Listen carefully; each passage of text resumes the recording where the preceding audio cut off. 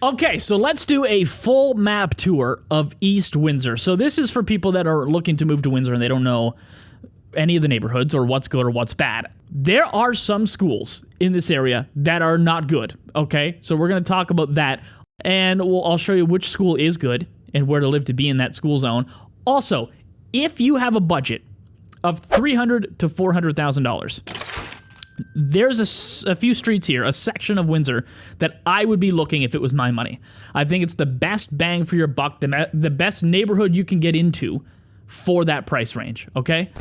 Okay, so first off, let's just start west and work east. So like I said, Google Maps labels this wrong. It calls this East Windsor. I don't think this neighborhood actually has a name. Actually, you know what? Google Maps is really wrong because it also highlights these streets here. And if you've watched my video on the worst places in Windsor, I've mentioned this section. This is actually its own neighborhood called Ford City. And it's called that because up here, there was like the first ever Ford deal right around here somewhere. The first ever Ford factory, the first Ford plant in Canada. It was like 1912 or something. They opened up and started making automobiles. And this was actually really nice and booming up into the 1950s. And then it just kind of started to go downhill. And now today there's lots of drugs, lots of petty crime, some homeless problems. It's not a great area of the city. So I typically advise people that I'm helping out that like, you can find a better spot in the city than these 4 streets right here. Now, I will say, once you get south of Seminole right here, it does get a little bit better. Like, living here, right, on your map is not the same as living up here. Okay, they're different things, all right? But anyway, in general, Ford City is not known as a really great place to live. Other real estate agents I've heard call it up and coming, which is a lie. They've tried. It hasn't worked. It's not up and coming. It's not a great place to live, okay? Now that that's out of the way, let's talk about this area over here. Generally in Windsor, the further east you go, the better. Okay, and that's really true for what we're talking about today. As we go further east, neighborhood by neighborhood, street by street, it typically gets nicer and nicer and nicer until you get over here, there's some $1 million homes, okay? But this neighborhood that Google Maps is calling East Windsor, not a bad area if your budget is like $350 to $400, really. It's still $350 minimum, but this is probably the nicest neighborhood where you can get into at that price range. Other places that sell at that same price are going to be like near the university, way over here, or near Sandwich Town, near downtown, where it's a little bit more grimy. I don't like it. These are nice, quiet, tree-lined streets, and they're actually quite nice. Like, the owners take care of the houses. There's pride of ownership there. It's quiet. It's safe. These are some nice streets if that's your price range. Here, let's look at a few homes. This is a great example of what I'm talking about. This is a nice, well-maintained home on a nice, well-maintained street. There's no basement here, so like these are going to be small. They're usually 2 bedrooms or 3 bedrooms. This one right here is 3 bedrooms, no basement, 1 bathroom. It actually has a garage, though, which is a surprise. Sometimes they don't even have that. But, again, it's a nice neighborhood. So this sold for $375,000. It was dated inside. Like, the outside definitely looks nicer than the inside, but that being said, look how nice it is on the outside. It's a great home, and you can always update the inside as you go. My name's Ryan, by the way. I'm a real estate agent in the Windsor area. I help people move to Windsor for a living, and I help Windsorites sell their home as well. So if you have any questions or concerns, or you're moving to the area and you're going to be buying or selling, feel free to reach out. That is my phone number right there on the screen. You can shoot me a text, and we can hop on a call. Here's another one. You're going to see a lot of 2 bedrooms like this. This sold for $350,000, so a little bit less than the other one. There is no garage on this one. 2 bedroom, 1 bathroom, and still no basement. It was more updated inside than the last one. It was actually kind of nice inside. So what I'm talking about here, by the way, is between Drouillard and Pillette mostly. With those streets I showed you are all in around here, okay? And I do like this area for the right price range. The only caveat is the area I'm not big on is this little triangle between these train tracks and then Pillette and Wyandotte right here. For whatever reason, these just seem a bit rougher, and if you're in the area and you want to drive down them, and I think you'll know what I'm talking about. There's a couple like abandoned commercial buildings right on Wyandotte Street there. It doesn't look nice, and I've heard that it's a little bit more rough in that area. South of the train tracks, bit of a different story. It gets a little bit nicer. So let's talk schools. And this is kind of the big thing with East Windsor is there's a lot of mediocre schools. And in this area that I'm talking about, I mean, they don't have the best ratings from the Fraser Institute. There is Ford City Elementary School, which is right here on your map. It's got a very low rating from the Fraser Institute. And then there is also David Maxwell Public School, which it's slightly better rating from the Fraser Institute. This one has a 5.2 rating. The provincial average is 6, okay? So it's not incredibly low, but it's slightly below the average rating. Now, I personally grew up in a different city going to a school with a 1.5 rating, okay? I turned out okay. I think what this means is you just get a mix of different people from different socioeconomic backgrounds, and some kids just aren't going to perform as well as other kids due to other things going on in their life. It doesn't mean that the teacher is going to suck and not do well at teaching your kid. You know what I mean? All right, back to this map. Let's move over. Let's now look at the space between this street right here, which is Pillette Avenue, and Jefferson, okay? And I'll scroll out again so you just get your bearings as where you are in Windsor. This area is a lot like the area we just talked about over here on the eastern or the western half of Pillette. It's just a little bit nicer. It's just like a slight step up from there. You're going to start to see more houses with bricks, rather than those other ones I showed you was just siding. There were houses with siding. And now, instead of 350 to 400, you're more like 400 to 500 in that range, okay? Let's look at a few. So this is a pretty good example. This sold for 450 in the fall of 2023. It's got 4 bedrooms, including a half-finished basement, okay? This area, there's going to be a lot more $400,000 to $500,000 homes. Even the ones that aren't brick still sell for more money, like this one right here, is just west of Pillette. It looks a lot like the other homes on the other side of Pillette, but this one sold for $450, and it was gorgeous inside. Don't get me wrong, it was a beautiful home, meticulously maintained. You could have a really nice life living in a small, nice home in this area. The only bad thing, again, is the local public elementary school is the Coronation Elementary, okay? This is the rating from the Fraser Institute. Under 4, a little over 3. That's crazy. Actually, the French Catholic Board is a really good school in the area. It's 7.6 out of 10 from the Fraser Institute. So obviously, that's a lot better. I don't know what's going on at Coronation Public School. Okay, so now if we go north of South National and these train tracks here, now is where things start to change, because this is technically officially part of the Riverside neighborhood.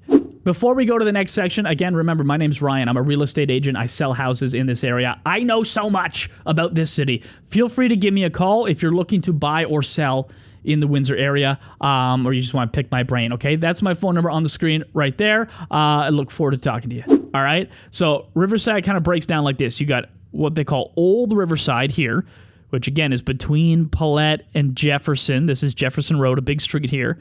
This little section. And then you have just what we call Riverside over here.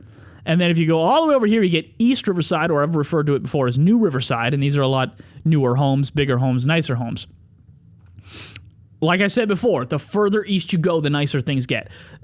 This is pretty good, though. Like, if you come in here and you drive down streets like Valere and Reedmere and Esdras, what you're going to find is a lot of 1.5 story or 1 3/4 story brick homes that are well-maintained, beautiful little homes, okay? Homes like this. And they're great streets, and they're safe, and they're quiet, and it's just a little bit step up from where we were just talking about.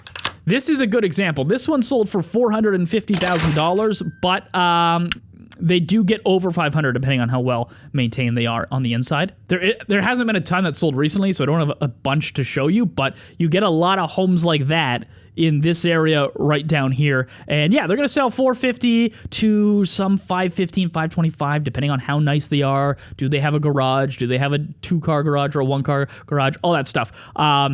But either way, this is a pretty good place to live. And then you just drive up here onto Wyandotte Street. This is your main route to get anywhere. And then you also got Jefferson right here, which can shoot you down to the expressway, which then gets you across the city. Okay, now before we move to the next spot, just something to show you real quick here, okay? So this area between Riverside and Wyandotte Street right here, this was built long before all the other places. And there are some streets with some absolutely beautiful, one-of-a-kind, old, stately brick homes. And if you drive down these streets, you'll see, like, this is not like your typical home. These aren't cookie-cutter neighborhoods. These streets here, these are like someone hired an architect to design them a home, and they're absolutely beautiful. Sometimes, depending on the market, they do sell for a lot more than what's around them, but I did see this one that sold recently. This sold for just under $600K, but again, I've seen some go closer to $900K, depending on the size of the house and all that stuff. All right, so now let's move to the main section of Riverside, okay? So Jefferson to Lausanne right here. This area was started to build up in the 1960s. So I think the earliest homes are like 1959, and it goes all the way through the 60s. Most of them are small brick ranches. This is considered a pretty good area to live. What's nice about it is two things. One, you got a couple massive parks in this area. Like, this park spans many city blocks. It's called Realtor Park. I don't know why. I have nothing to do with it. But it's got like 3 baseball diamonds, 2 soccer fields. It's got a splash pad for the kids. It's got a jungle gym for the kids. It's got tennis courts. Really nice area. Walking paths all through it. Beautiful park. And then you have another one like right here. Another park with ball diamonds and walking paths and stuff like that. There's a small park here. There's a park here. There's a park here. There's a park everywhere. Okay? Also, everything you need is right here. This is your main commercial area. This is where you got your Home Depot and your Rona, your Walmart, your LCBO, Canadian Tire. You got your Zehrs. You got like 3 grocery stores in the area, your Bulk Barn, your dollar store. It's all right here. Okay? There's a butcher down there. And then over here, you have the WFCU Center, and this is where, we'll talk more about this in a minute, but this is where the Spitfires play hockey. They have concerts and stuff there as well. Everything's here. All right, now, as far as homes go, this one right here is an example. This sold around the 550 mark. Again, full brick and full finished basement as well. There's no garage on this one. Some of them will have a 1 or 2 car garage. That will bump up the price. As for schools, this is where we start to get better. This is the neighborhood you're going to want to live in if you want your kids to go to a slightly above average school, okay? So this is David Suzuki Public School. I don't know the year it was built, but it wasn't that long ago. Like, this is me driving by it right here. It's a very beautiful modern school. The kids are equipped with larger classrooms than you get in some of the older schools with modern technology to help them learn, including, I think they have iPads in schools now. Things have changed since I was a kid, I tell you. Anyway, this is a nice school, and this is the rating for the Fraser Institute. 6 is what is average. So this is 6 point, I think, I don't have it in front of me as I'm recording this, but I think it was 6.3, just above the average. So I mean, it's a decent school for your kids to go to. They'll have a good education going to this school. And these are the school boundaries, so it literally covers everything from Jefferson to Lausanne. So if you're in this bulk where you're going to spend anywhere from $450 to $600 for a home, that's the school they're going to. Okay, next section. And this is where it gets pretty interesting, okay? So if we go over here, I'm going to go between Lausanne Road and this little creek right here. This is where things get interesting in Riverside, because you got like 3 different socioeconomic classes kind of squeezed in here, okay? So first of all, up here, all right, so pretty much from Riverside down to Little River Road, it's the same as what we just talked about. These homes are built in the 1960s. Here's an example of one of them. This guy sold for just under the 550 mark. Pretty standard, exactly what we talked about. Now, back to your map. Do you see this little, like, half circle of homes down here? All right, so if I scroll out, just so you get your bearings. Okay, so we're Riverside with this right here. This is completely different. This was built up, I'm not even sure the exact year, but here's a video of me driving through here. These homes are little square homes on 30 by 30 lots, and there's no gas lines in there, so everything's got to be electric, including your heating. And they struggled when they were first built. It became a pretty rough area. It's not as bad now. Like, things have changed a lot. Like, it's not, I wouldn't call it super rough anymore, but I mean, back in the 80s and the 90s, this was a rough spot to be. There isn't curb appeal. There is lower income. I know investors, too, have really liked to pick these up because they were pretty affordable for a long time. And then they rent them out. But the landlords aren't there, and the tenants aren't going to climb up on the roof and pick all the weeds and stuff growing out of the eaves trough. So as a result, you start to get some properties that have deferred maintenance. It just doesn't look that nice. This one here sold a little over $350. That's the kind of stuff you're getting in here. Some of these will rent over $2,000 a month for rent. So, I mean, you do the math. You might not cash flow with high interest rates, but a lot of investors like them for a long time because they can pick them up pretty cheap and get good rent for them because they are spacious, despite the fact that it's on a 30 by 30 lot. Like, if you look at the aerial here, like, they're not huge lots, but despite that, they usually have large bedrooms. And it's usually at least 3 bedrooms. So families that have 3 kids, they need a good amount of space. You can get $2,000 a month or more from a lot of these in rent. Now, back to this map here. So this semicircle, if we go just south of it, now things change again drastically. This is a brand new neighborhood right by this WFCU center here. Remember, that's where the Spitfires play hockey. These are all new streets here, like you see Pronovost. This is me driving down these streets. These are big, beautiful homes, okay? And there's a couple things you need to know about them. Number one, like I said, this is the WFCU Center, right? Where'd it go? Right there, okay? Parking's rough sometimes at the WFCU Center. So when there's a Spitfires hockey game, people will sometimes look for parking on side streets. So when there's a game, your street, if you live here, is going to have a lot of parking on the side of it. People that don't live there are going to park and then go into the game. I don't know if that bugs you or not, but that's something to keep in mind.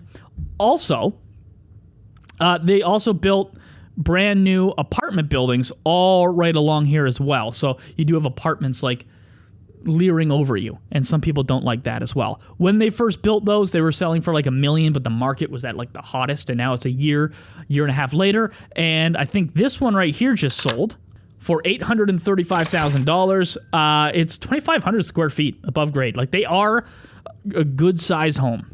And they do look nice inside. If you want big and you want nice, that is there. And what's also nice is that you have Little River Corridor, like right here, this giant park I'll talk more about in a second.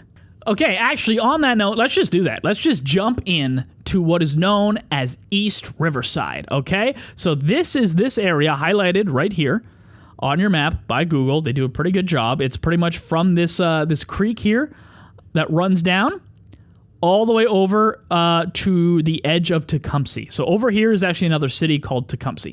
All right. Most of this is like new. Like it's 10 years old or newer. Some of it's just being built now. There is a couple streets like down here that are like just about 20 years old. And there is some townhomes around here that are about 20 years old. That's the oldest. Most of it's new though. Okay. What's really nice about this area is, again, Little River Corridor is this giant park right here. And it has walking trails all through it. It's got a couple ponds. It's got a pump track, which is like this little bike circuit thing so kids can get some air on their bike. They do have a jungle gym, and then also it goes all the way up from the WFCU Center. It goes under the road here and then up to Sandpoint Beach, which of course then you're at Lake St. Clair, this big lake. So it's kind of nice that you can, if you live here, you can hop into the park and walk all the way to the beach without ever actually really seeing a car. And again, you're also close enough to WFCU Center, where, by the way, Jerry Seinfeld performed there. Like, it's not just hockey. They do have some big stuff that happen there now and then. And you're nice and close, but you're not close enough where people are going to park on your streets. So that's kind of cool as well. Let's talk about this main area right here. Most of this is 0 to 15-year-old raised ranches. 15 might even be high. I think most of them are maybe 10 years old. This one right here just sold a little over $720,000. There are also townhomes around here as well, right across from that Little River Corridor I told you about, like right here. There's some townhomes right up around here. They're pretty nice. Like this one right here just sold for $600,000 or right around that point. Now, if you go right below this Little River Boulevard right here, now we're getting a little bit more money. Now you're getting a little bit more newer. You're getting big 2-stories or raised ranches with that bonus room that kind of look like a 2-story. A lot of space in these, and some of them, like this one, they sell for over $1 million. Again, if you just take a drive down these streets, beautiful, beautiful homes in a nice, safe area. Oh, one last thing I want to show you in this area. So down here, So you see McHugh Street, okay? So down here, there's Clearwater, and then there's other streets they've built that aren't even on Google Maps yet. These are brand new. This is what they look like when you fly over them. These are gorgeous townhomes and semi-detached homes right here. They sell anywhere from $650 to $750 right now. And it's all modern stuff with large bedrooms and large master bedroom, ensuite bathroom, all that stuff, granite, quartz. They're really nice. And for that price point in this real estate market, this broken country, that's not bad. Again, though, schools, the only caveat is your school for the area is Forest Glade Public School, which isn't terrible. I mean, it's got, again, the average rating in Ontario is 6. This is ever so slightly below 6, okay? So, I mean, it's not the end of the world, but it's also not an exceptional school. That's the school district that you're in if you're living in this area. Also, keep in mind, all these schools in East Riverside are located super close to the new battery plant that's opening up right here at Banwell and the highway there. They're going to employ like 3,000 people. If you're one of those people and you want a good place to live, up here in East Riverside is better than down here in Forest Glade. And nothing wrong with Forest Glade. It's a nice place. They're just a bit older. This is a better place to live. And you're going to get there in 4 minutes probably driving from your house. So that's a good spot to be. And that, my friend, is East Riverside, and just like East Windsor in general. All this area we just covered. I hope that helps you. If it doesn't, feel free to shoot me a message or drop me a message on YouTube here. I'll try and answer your question. Again, I'm going to try and go through all of these. If you want to know more about Forest Glade down here, like I said, I have a separate video on that, and I'm eventually going to do every single neighborhood in this city, okay? Like I said, I sell houses in the Windsor area. If you need help, that's my phone number on the screen. Feel free to give me a call.